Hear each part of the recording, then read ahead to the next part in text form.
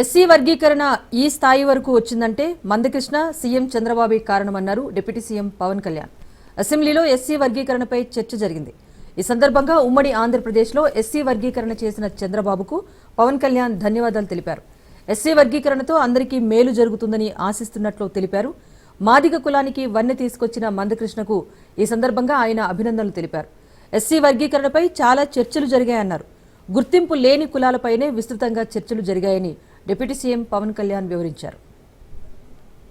వర్గీకరణకు సంబంధించి దీనికి మనస్ఫూర్తిగా ఈ స్థాయి దాకా వచ్చింది అంటే ఒకళ్ళు మందకృష్ణ మాదిగ గారు అయితే దాన్ని ముందుకు తీసుకెళ్లిన వ్యక్తి శ్రీ నారా చంద్రబాబు నాయుడు గారు అధ్యక్షుడు.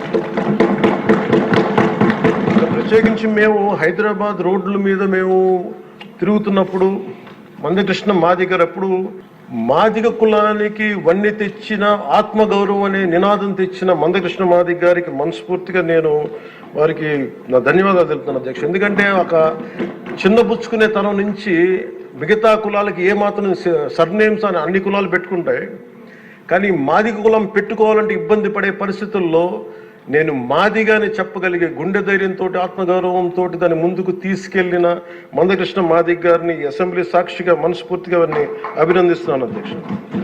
అలాంటి ఆత్మగౌరవ పోరాటాన్ని ముందుకు తీసుకెళ్లి దాన్ని ఆంధ్రప్రదేశ్ ఉమ్మడి రాష్ట్రంలో ప్రవేశపెట్టిన ఘనత, దాన్ని ముందుకు తీసుకెళ్లిన ఘనత శ్రీ నారా చంద్రబాబు నాయుడు గారికి మన గౌరవ ముఖ్యమంత్రి గారు దక్కుతుంది అధ్యక్ష. ఈ రోజున దేశ స్థాయిలో దీన్ని ముందుకు తీసుకెళ్లగలుగుతున్నాం అంటే ప్రధానమంత్రి గారు దృష్టిలో పడింది అంటే దానికి నాంది ఆంధ్రప్రదేశ్ నుంచే పడింది అధ్యక్ష.